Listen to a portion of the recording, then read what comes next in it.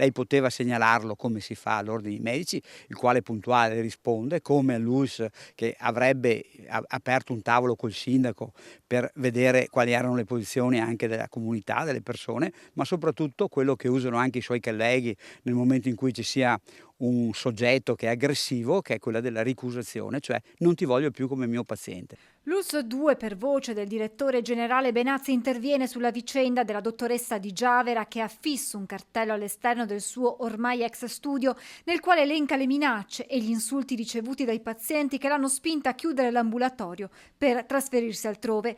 E sono sempre più i casi di medici di base che ricusano i propri pazienti perché violenti. Il medico di famiglia, come qualsiasi altro medico, non è un bancomat a cui il cittadino può chiedere tutto, perché il medico opera in scienza e coscienza con la libertà intellettuale e professionale e quindi non possiamo chiedere certi esami o certi farmaci, perché il medico decide lui.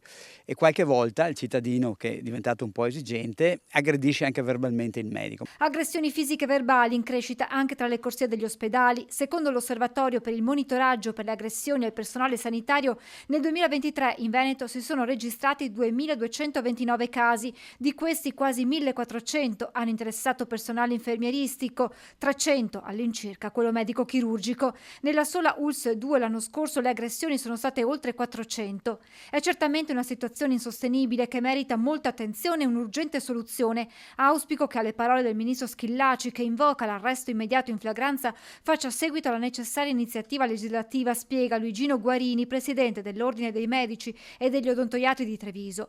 Manifestiamo tutta la nostra vicinanza e solidarietà a tutti i colleghi e agli operatori sanitari in genere, vittime di aggressioni fisico-verbali. Queste assurde e vili manifestazioni di violenza e inciviltà sociale, conclude, devono finire. Secondo il vicepresidente della Federazione Nazionale degli Ordini dei Medici Chirurghi e degli Odontoiatri, è necessaria la certezza della pena per chi si rende responsabile di questi atti attraverso l'utilizzo della cosiddetta flagranza differita. Cioè una registrazione che è valida 48 ore in ambienti sensibili, che dà la possibilità di identificare quali sono gli individui che si comportano in maniera inadeguata e farli arrestare e processarli per direttissimi. Una misura alla quale va affiancata una dotazione tecnologica adeguata attraverso un circuito di videocamere con servizio di registrazione e dei pulsanti per chiedere aiuto. Uno non può perdere tempo a telefonare, non c'è il tempo di fare questo.